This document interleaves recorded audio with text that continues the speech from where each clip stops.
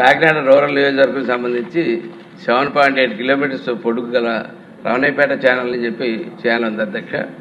ఇది సాలకోట మండలం వికేరాయపురం లాక్ దగ్గర మొదలుకొని నారాయణ కన్ను మీదుగా సర్పారం భావనారాయణ వరకు 4.4 కిలోమీటర్స్ పొడుగు కాలువ పారుతూ ఉంటుంది కదా. ప్రస్తుతం అది ఆ కాలువ పారుతానే ఉంది అధ్యక్ష.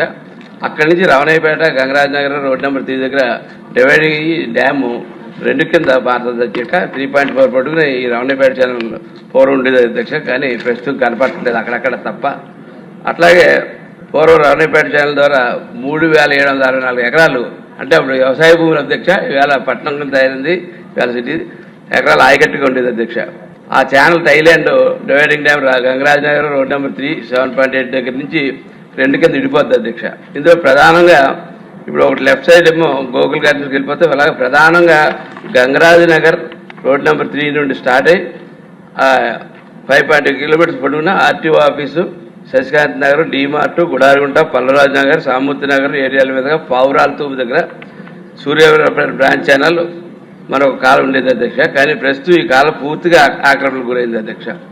దానివల్ల లక్షలాది మంది ప్రజలు ఇవాళ ఇరిగేషన్ అంటే ఇప్పుడు ఎలా దీన్ని డ్రైన్గా వాడుకుంటున్నారు అధ్యక్ష.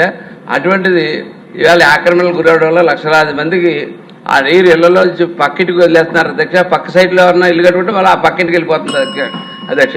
ఈ నీరంతా బయటికి వెళ్ళడానికి ఈ ఛానల్ వాడుకోవాలి అధ్యక్ష.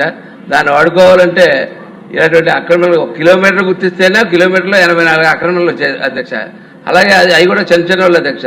ఇంకా బడాబాబులు పూర్వపు ఎమ్మెల్యే గారు దాని మీద అయితే ఒక ప్యాకెట్ క్లబ్బే కూడా కట్టేశారు అధ్యక్ష.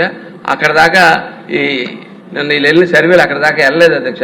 సర్వేలు 1 కిలోమీటర్ వరకే సర్వే చేశారు అధ్యక్ష. మిగిలిన చోట సర్వే చేయలేదు, ముందుకు వెళ్ళలేదు. 1 కిలోమీటర్ వరకే చేసి అందులో అన్ని ఆక్రమణలు గుర్తించారు. మిగిలినన్ని కూడా గుర్తిస్తే చాలా పెద్ద పెద్ద ఇల్లులు కూడా కట్టేసి ఉన్నారు అధ్యక్ష.